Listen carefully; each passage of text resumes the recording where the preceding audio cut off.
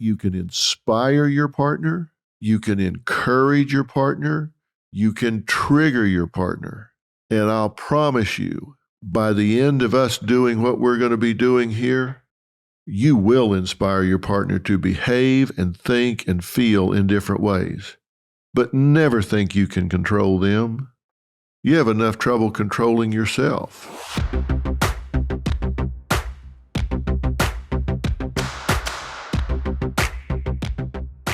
Okay, I thought it was a really good addition to our series, Relationship Reality Check.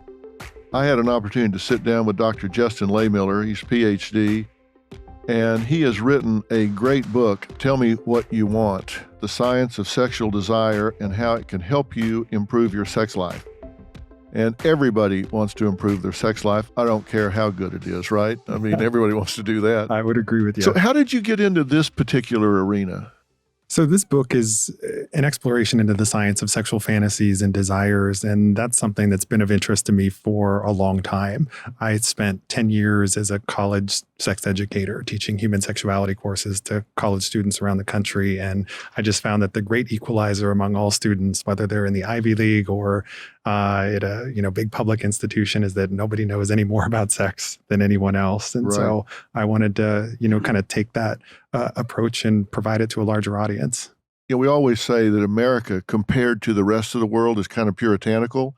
Is that really true? Absolutely. Really? It's funny that we live in a culture where sex is all around us. We see it everywhere in the media. We see it in advertising. And people from the outside in look at us and think that we're a pretty sexual and open culture. But when you start looking at the way people actually talk about sex, you see that we're very repressed. And we have that puritanical baggage and history that's still dragging on us in a lot of ways. I'm not in practice anymore.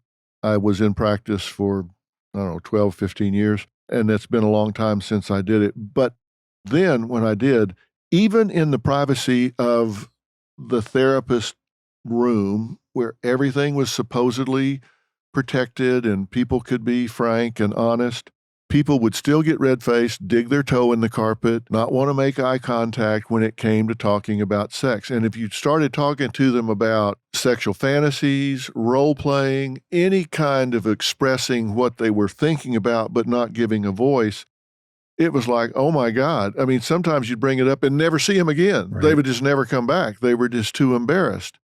Why is that in this country? Because it's not that way in France. It's not that way in most of Europe, which is where I've spent a fair amount of time. Why are we that way? What you're saying reminds me of a point that I make in the book, which is that people find it easier to have sex than to talk about sex. Oh, absolutely. And that is such a big problem. And I think there are lots of fingers that we could point to and blame. And, we can look at the history of the culture in this country. But actually, I think the mental health community has done a lot in terms of stigmatizing a lot of sexual interests that people have.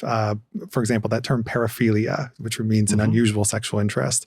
We have labeled many, many different desires as paraphilic over the years, which makes people think that there's something wrong with them. Yeah, right. If it's unusual, people feel like it's a disorder or a problem. And it turns out that a lot of the things that we've labeled as paraphilias are actually pretty normal sexual interests. That's one of the things I look at in the book. Is it's based on the largest survey of sexual fantasies ever conducted in the United States. And one of the things I find, for example, that we've long thought was rare that's really common is interest in BDSM and power play when it comes to sex.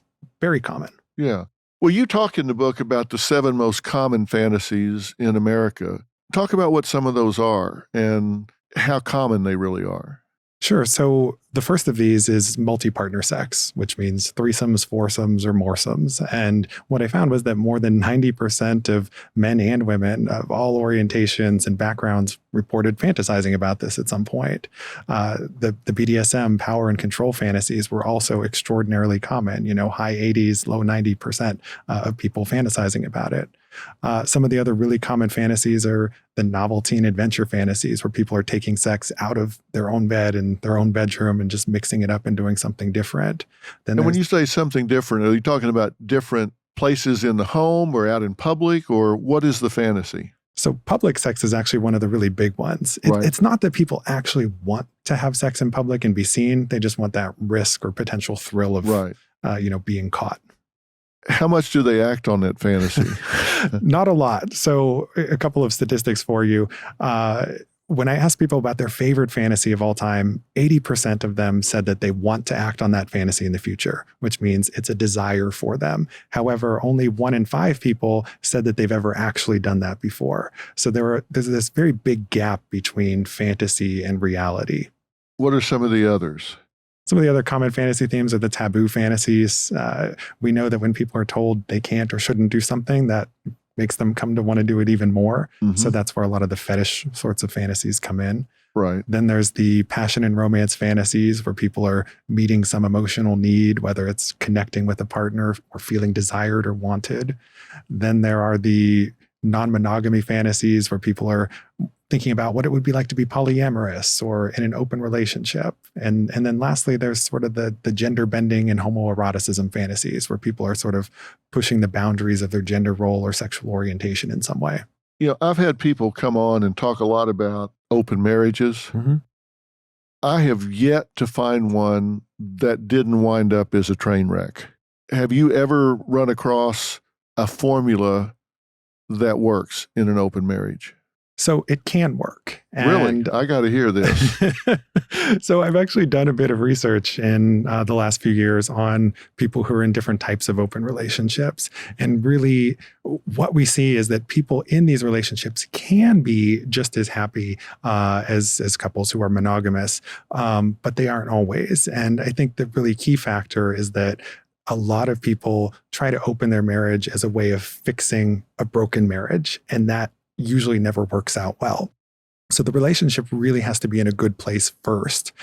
You have to approach this from a position of strength, and there has to be fantastic communication between the partners, and they have to be on the same page about what they want and clearly establish the rules. And then also recognize that, things might not go exactly according to plan. Maybe we're going to deal with issues like jealousy and so forth, and we have to be willing to communicate openly about them to work through that. So my formula for a healthy relationship is, if you're going to have a good marriage or just committed relationship, that has to be based on a solid underlying friendship. And then it's a function of how well it meets the needs of the two people involved.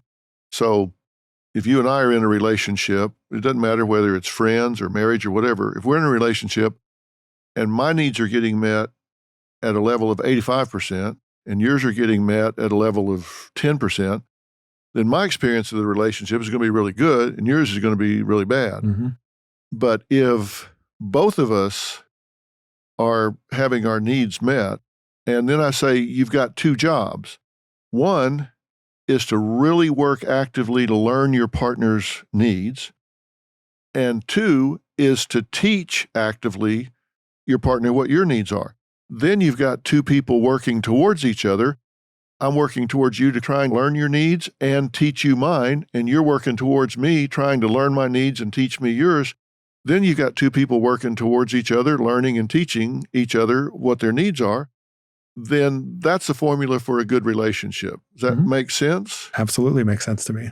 And if that's happening, then needs are being met, then you would ask yourself, then why would you open a relationship and bring in an interloper? And you're right, because when something's wrong, I've said you're never going to fix a relationship by turning away from your partner. But you're saying if everything's working well, that's when you see it work. It's when it can work. And this is where I think we need to get into the personalities of the individual partners. Open relationships, polyamory, this is not right for everyone. For lots of people, monogamy is great, works out really well. One thing that I often point to as a personality factor that matters is what's called your sociosexual orientation, which is basically the degree to which you see sex and emotion as going together. Some people see them as very much intertwined. For other people, they're separable. And for the people who see those things as different, they are potential candidates for some type of open relationship or marriage because they're less likely to have all of the extra emotional entanglements and complications that are going to arise from bringing a third person or other person in. So you're saying they don't look at emotion and sex as being intertwined, going hand in hand. They're more likely to be able to successfully have an open marriage. Yes. Yeah. I've always wondered how you bring that up. Not that I want to bring it up, in case Robin's listening. I want to make it very clear. But I've always wondered how you bring that up around the table. Because I can tell you at my house, that would get a black eye. If you're sitting around the breakfast table and you say, by the way, what would you think about, I don't know, having sex with other people? I don't think I would get from the E at the end of people to the period at the end of the sentence without getting punched in the face. How do you bring that up? I don't know how that would work. So that's actually a big part of the book, is talking about how do you have these difficult conversations with a partner about your sexual fantasies and desires. And you don't want to do it at the breakfast table, like when you're catching your partner in a, sort of very, not sexual kind of state. So I talk a lot about how you got to pick the right time and setting to have these conversations. Ideally, you're both kind of in the mood to talk about sex. You've just watched a steamy movie together, for example. It's finding the right icebreaker to have the conversation, and then starting low and going very slow. You don't need to get all your adventuresome fantasies out there right away. It's start with the more vanilla side and work up to it as you've built trust and intimacy and communication. Yeah. I don't know. I guess we have sex and emotion intertwined at our house because Dad just wouldn't play. And hey, this is one of these things where there's no right answer. Different things work for different people. And it's just finding what best meets the needs of the partners. Talk about this. Correct me if I am saying this in a way that doesn't comport with what the research says, because I want people to hear what's empirically supported. This is just a way I express it, so it's not something that's research-based. But people have asked me how important sex is to a relationship. I've always said, if you've got a good sexual relationship, it's about 10%. And if you don't, it's about 90%. And I say that because if you have a good sexual relationship, then you enjoy it, you're relaxed, you feel comfortable, accepted, secure, validated, desired, all the things that come along with that. And if you don't, then you feel rejection, you don't feel validated, you don't feel desired, and you can't get past that. And the reason I say it's 10% if you have it is because, okay, you've got it, now you can move on to everything else. But if you don't have it, you can't get on to communication, you can't get on to shared experiences because you've got a chip on your shoulder all the time because you're feeling rejected. Does that make sense?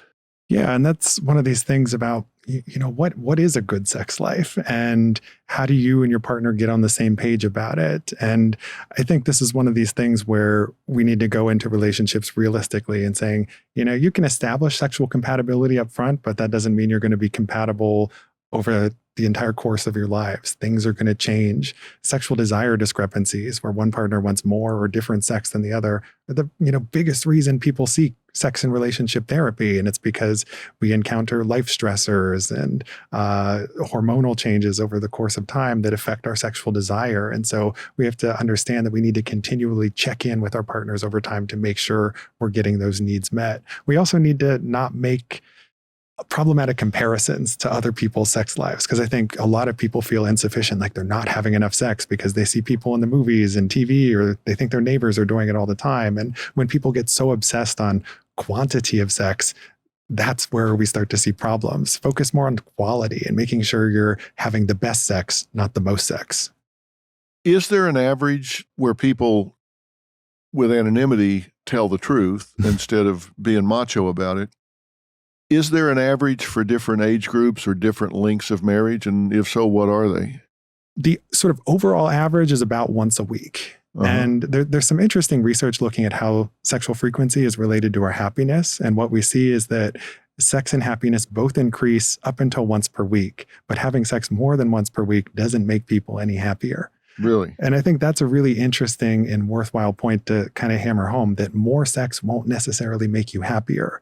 And, there's some books out there that challenge people to have sex every day. That's not necessarily a good way to go, because then sex starts to become this chore, something people feel like they have to do instead of something they want to do. Yeah. I've had couples that are trying to have children, So they're having sex when she's ovulating based on her body temperature and stuff like that. And it becomes a chore. They really lose interest because it becomes a chore. Right. It's no longer spontaneous. It's no longer sexy, fun. It's a job. And sometimes they never recover from it because it loses all of its spontaneity and sizzle. But once a week, if they've been married 5 years, 10 years, 25 years. Yeah, so this definitely changes over time. What we see is that sexual frequency increases over the first year of a relationship, and then it tends to decrease after that. So in younger couples, you'll see sex more often than once a week. In older couples, it'll be less often. Less often doesn't necessarily mean they're less satisfied, though, because what makes sex satisfying changes as we age, and people place more emphasis on the connection with the partner, and it becomes less about the orgasm and physical gratification. Realistically, what percentage of the time do men and women have orgasms? So this is something called the orgasm gap, right? Because we know that men have orgasms on average more often than women. For men, it's in the 90-some percent, usually around 95% is the stat I see in most studies. For women, it depends on what kind of relationship it is. So if it's a marital relationship, I want to say it's in sort of the 2/3. About 66% of women report consistently having orgasms. If you're talking about in dating relationships or casual relationships, the numbers are even lower than that. So, for example, with a one-time hookup, the odds of a woman having an orgasm, for like a college-age woman is about 1 in 3. So it's Really? much lower. Is that because of anxiety? I think there's this big part of partner-specific learning. And so what we see is that the more sexual experience that a heterosexual woman has with a male partner, the more her odds of orgasm go up. Another part of it is that, sort of in the hookup culture, there's sort of this prioritization of male over female pleasure. And so when you get into a relationship where there's more equality, then there's more emphasis placed on female pleasure. How important is it for partners to talk to each other about what they like and don't like, what works for them and doesn't work for them? That's probably a obvious question, and communication is always good. But sometimes I've encountered couples that have been together for 20 years and have never had a conversation about, I really don't like it when you do that, or I really like it when you do this. They've been together 20 years, so they've probably had sex at least 50 times a year. You're talking about a lot of encounters, and yet have never one time given each other any direction, suggestion, or whatever. Mm-hmm. Is there a right way and a wrong way to do that where it doesn't come across as criticism? And how important is it? It's very important. This is something I talk a lot about in the book. Is I find that the people who are communicating about their fantasies with their partners and those who are going the extra step and acting on their fantasies report the highest levels of sexual satisfaction, the highest relationship satisfaction, the fewest sexual difficulties and problems. On average, those people are thriving when they have that open communication. So it is really important. It doesn't mean that you have to act on every fantasy that you have. Right? That's a totally individual decision that's up to you and your partner and whether that's right for you. But for the couples where there is that communication, they're doing really well. And in terms of how you have that conversation, the framing issue is absolutely essential. You can't bring it up as criticism. And one of the things I talk about a lot is when you share fantasies with a partner, you want to validate your partner in the process. Talk about how your partner plays an integral role in your fantasies and how you find them very sexy and attractive to begin with. And, this is a way of just augmenting your sex life for both of you. It's not about you and it's not about replacing your partner. It's about having this shared experience together. Yeah, I've got a book that's on the table when you go into our master suite, and the saying has probably been written on everything you write on. It says, love sees not with the eyes. I've had this theory, it's kind of like watching a puppy. You get a puppy and you don't notice it growing. Mm-hmm. And then somebody that hasn't seen it for 6 weeks comes in and says, my God, where did you get that monster? I've had this theory that when you're with someone every day, you don't notice them aging. Is that true? Yeah, there is truth to that. And you also don't notice how necessarily how their sexual needs and desires are changing either, because these are constantly evolving over the course of our lives. Something I looked at in the book is how our sexual fantasies change as we age. And what I see is that as people get older, especially as they enter their 40s and 50s, their fantasies become much more adventuresome than they were when they were in their 20s and earlier. Really? We tend to think of college students as, the hypersexual ones who are having all the threesomes and all, it's people in their 40s and 50s who are Really? the most adventuresome. And so for the couples who aren't checking in with each other, you might not realize how, sort of kinky your partner has become because you've never had those conversations. You haven't asked? No. Yeah. And that's why you don't want to delay the conversation forever. Just in terms of age, how long do people stay sexually active in this day and time? 60s, 70s, 80s? You see that in the data is that sexuality is lifelong. Yes, it decreases over time. People are less likely to have sex in their 60s, 70s, and 80s, but most people at midlife and in their 60s are still sexually active. It starts to drop off a bit more in 70s and beyond. But I think part of that is attributable to the fact that we just don't tend to see seniors as sexual beings. And Right. that's a problem, right? Sexuality becomes this very stigmatized thing and no one wants to talk about it, but these sexual desires are still there. And I think we need to have a lot more discussions about senior sexuality. I've read about this, and it's been a long time since I have. But the latency between sexual satisfaction for the male versus the female, it seems like the last time I looked at the research for men, it was like 4 or 5 minutes, and for women, it was like 15 or 20, something like that. Does that still hold true? Based on the most recent data I've seen, yes. They've done studies where they give men stopwatches, ask them to record, from penetration to orgasm, how long that takes. On average, it's 5 minutes. For women, it's definitely in that sort of 15-minute mark. And so there's that big, sort of gap there. And we need to think about ways of how do we address that to ensure that everyone's getting their needs met.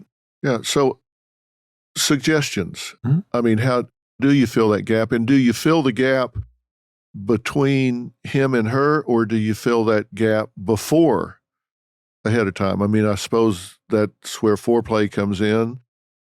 So you both get there at about the same time, or do you fill the gap between him and her? Is there a best way to do that? What's the research say? So this is where it's going to take some experimentation on your part to figure out what works best for you and your partner. There's never a, sort of one size fits all answer. So one approach is to add more foreplay and incorporate more sexual activities into the mix. What we see is that the more different activities people engage in during a sexual encounter, the greater their odds of orgasm. So mixing it up, doing different things is really key. Also, not looking at the male orgasm as a sign that sex is over, right? There are still things you can do afterwards, other activities. You could incorporate or experiment with sex toys, all kinds of ways you could go to prolong the encounter beyond the male orgasm. And then there are also different sexual positions you can try. One that I talk about a lot on my blog is it's called the coital alignment technique. It's sort of a different way of having sex where the base of the male partner's penis stays in constant contact with the clitoris. And so what we see is that position increases the odds of simultaneous orgasm. And so if you can, sort of take that approach, then that works for some people. Right. Survey-wise, what's the percentage of couples, or if it's different for men or women, that are comfortable with using like vibrators or other types of sex toys? Where's the breakdown in acceptability between men and women? So it's interesting when you look at research from nationally representative samples, most men and women have tried sex toys before, but it's something that no one really talks about, right? It's something that in my book, I surveyed people about, fantasies about sex toys. Most people have had those at some point, and we see that most people are trying them at some point, but people aren't talking about it. So I think that there is the openness there, but you're not going to know it unless you're communicating with your partner. Yeah. Are men threatened by the use of a vibrator or something like that? Some are, and if they are, they shouldn't be, because you shouldn't be threatened that a piece of machinery is going to take your place. Sex is about so much more than just a mechanical act. It's the connection you have with your partner and all these other things that go into it that make it satisfying and in the relationship. You're not going to have a relationship with your sex toy. Yeah, a vibrator can't keep your feet warm No. at night. Can't snuggle up with a vibrator. Nope. No doubt about it. The book we're talking about, if you're getting into this conversation midway for some reason, is Tell Me What You Want, The Science of Sexual Desire and How It Can Help You Improve Your Sex Life. This is part of the Relationship Reality Check series I'm doing, which I subtitled, How Much Fun Are You to Live With? And one of the things I've done is talk about some myths that I wanted to blow up. And I talked about romance and I talk about sex, whether sex is important, whether romance is important. One of the theories that I've propounded is that sex, the actual act, oftentimes, in fact, I talked about it in the last installment that I did, that if you're going to have sex on Wednesday night, that might actually start on Tuesday morning. You know, you're getting the kids off or whatever, and, you know, there's just a little more eye contact or body contact. And then as time goes on, there might be an extra call to each other's work or something. And then Wednesday morning, the kiss goodbye is a little bit longer or whatever. And then unspoken, just kind of the kids are getting off to bed a little sooner. It all kind of starts ramping up, sometimes a day or two ahead of time. Is that a norm among people, or is it always spontaneous? I would say that's not necessarily the norm, but that's actually the advice I give a lot of people, right? A lot of people have this tendency to think that scheduling sex makes it unsexy, right? If you know that sex is going to happen on Wednesday night, like it's boring, it's predictable. But the truth of the matter is that you can build up the anticipation and make that process sexy and do exactly the things that you're talking about. Maybe you're also sending, sexy text messages here and there as well. It's just, and maybe it starts before Tuesday. It's something that you can build up over time, and that works for a lot of couples, especially couples where there's a desire discrepancy, where one partner wants more sex than the other. Scheduling it this way and sort of building up the anticipation for it actually helps to resolve problems for a lot of these couples. Is there a particular seduction procedure, seduction language, seduction currency, or whatever that women respond to in this day and time more than some other? We always talk about pickup lines or whatever, but once you're in a relationship, is there something that is a better way to approach it than another? Mm-hmm. Well, one funny side story about pickup lines. I've actually seen some research looking at which pickup lines work and which ones don't. And it turns out that we got to tell our listeners this.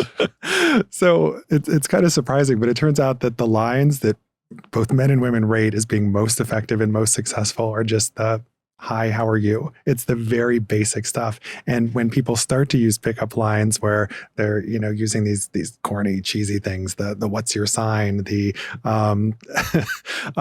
also the sort of nagging approach where, some guys do this, where they try to lower a woman's self-esteem relative to theirs, thinking that that's going to, make her more likely to say yes. The reality is that those things don't work. They're universally rated as being very poor pickup lines. And it's just the simple approach, just the hi, hello, showing interest, and then also a compliment, saying something nice about the other person. And I think that compliment approach also works when we're getting back to the ongoing relationships. It's, making sure that you're always validating your partner when you're starting these conversations about sex and saying, everything is great. I find you really attractive. We have this exciting sex life. What if we tried this? And maybe this would be something that we'd both like and enjoy. What's your advice on couples that have kids in the house? My experience has been it's usually the woman who really wants privacy assured. Some parents really feel like they have to not be in the same county as their kids. Mm-hmm. I guess this goes back to the primal scene and Freud and all of that. What's your advice to parents carving out that private time when they might live in a 1,200 square foot house with 3 kids? Right. I think the first part is to relax and say, if your kids find out that you're having sex, that's not going to ruin them or break them, right? If you're worried about them walking in on you, get a good lock to put on the door, right? There are ways of countering that. I think the other part is, well, if you're really, really concerned about this and you absolutely can't do it while your kids are in the house, are there other times of day that you and your partner could say, meet over lunch at home and have a mid-afternoon sort of encounter? There are lots of ways around this. For those with more financial means, it's hiring a sitter and having date nights. It's just figuring out something that works where you can still have that sexual relationship and not letting kids end it. Right. You talk in your book about the largest survey ever. Were there surprises in there for you?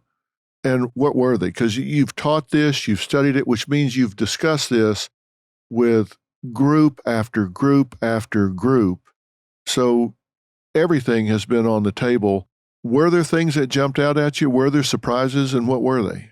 Well, I should say that as a sex researcher, very little surprises me anymore. I'll bet. But some of the things that I thought were really interesting were, first, that men and women actually had a lot in common when it came to their sexual fantasies. We have these stereotypes about what men want and what women want. And, yes, on average, there are some differences, but for the most part, things that men are fantasizing about are the same things that women are fantasizing about, and vice versa. And that's ultimately good news, because it means that we're going to have a lot in common when it comes to, starting these conversations about fantasies and desires. Another thing that I thought was really interesting was that age piece that we talked about.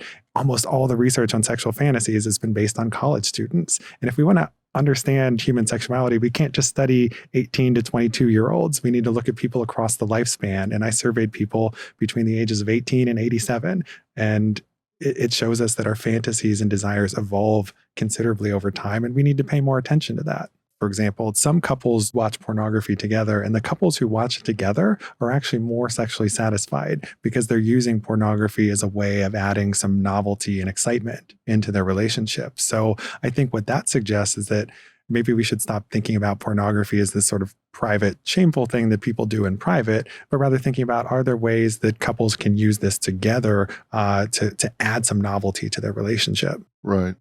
But do people judge that? Do they feel guilty about it? People feel guilty about porn. They feel guilty about their sexual fantasies, right? Really? And this is one of the biggest things that prevents people from talking about their fantasies, is that they feel shame and guilt.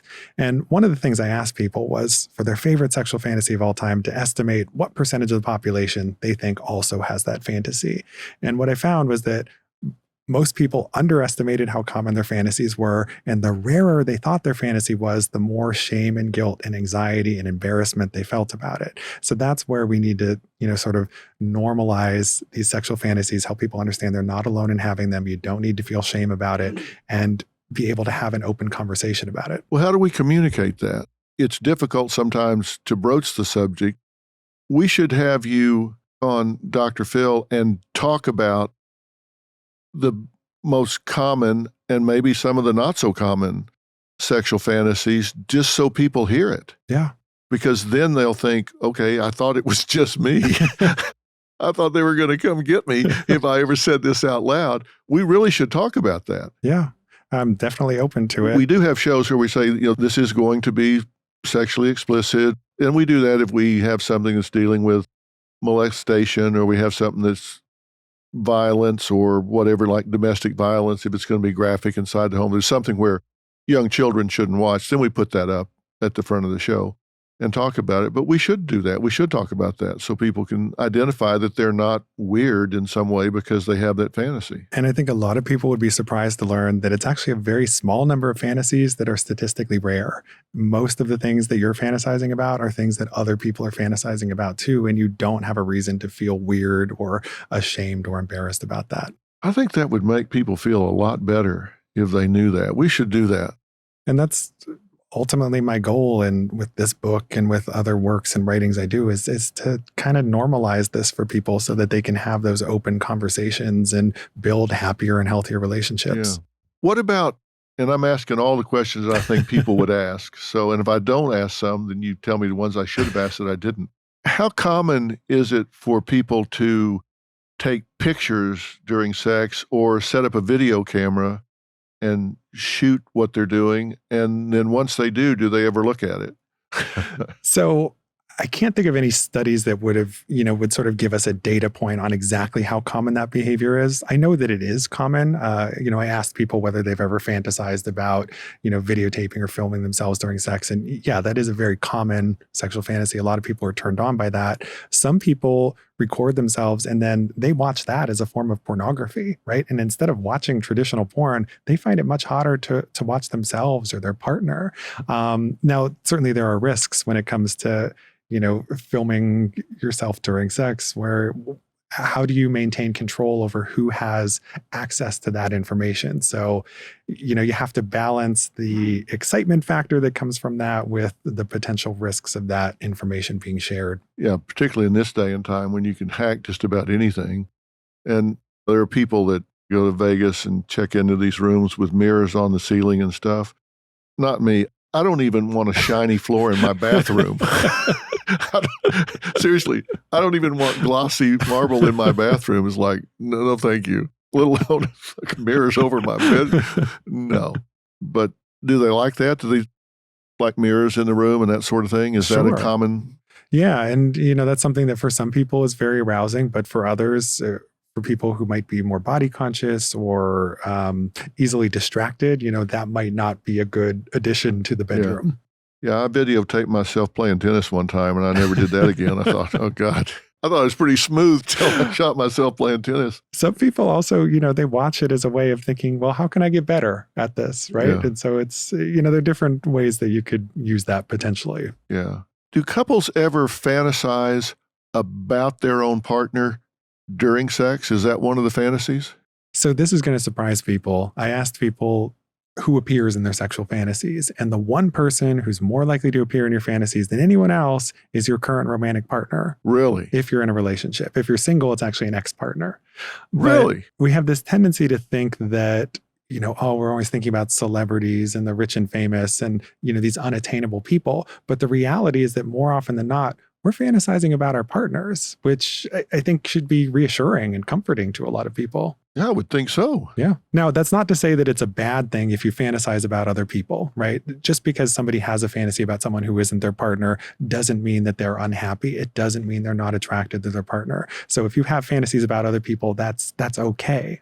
Okay. Well, why wouldn't that offend a partner? Let's say a guy's having a sexual encounter with his wife and he's fantasizing about Marilyn Monroe, for example. Mm-hmm. I'm choosing somebody that's no longer around because I know a lot of people. I don't want to say somebody that's alive. So say they're fantasizing about Marilyn Monroe. Why would that not offend the wife? Like, I don't satisfy you intellectually, figuratively, so you got to think about somebody else? Well, so some people are offended when they find out that their partner fantasizes about other people. Some people consider that to be a form of cheating. Some people think that if their partner's watching porn, even if they're watching porn while they're masturbating, they consider that to be a form of cheating. So this is something where different people look at it in different ways. But I think the important thing for people to learn, recognize, and understand is that human beings are wired for novelty, right? There's something that psychologists call the Coolidge effect, which refers to the idea that over time, we experience less arousal in response to the same sexual stimulus. So for example, if somebody watches the same porn clip every day for a week, they're going to become less aroused each time they watch it. But you show them a new clip with new actors, arousal goes back up. And so that's where these fantasies about other people come in, is that it's just a way of interjecting some novelty. Right. You brought up masturbation. What is the frequency of masturbation between men and women? And are there differences between age groups? So men definitely do it more often than women, but the majority of both men and women do it. And it's something that changes over time. Men tend to start it at a younger age than women do, and older men are more likely to do it, than older women. So there's sort of this persistent gender difference over time. Masturbation is also very often present in relationships, and we shouldn't view masturbation as necessarily being a sign that there's something wrong in the sex life. It's okay if your partner masturbates or engages in self-pleasure. For most people, masturbation is a complement to an active sex life rather than a substitute.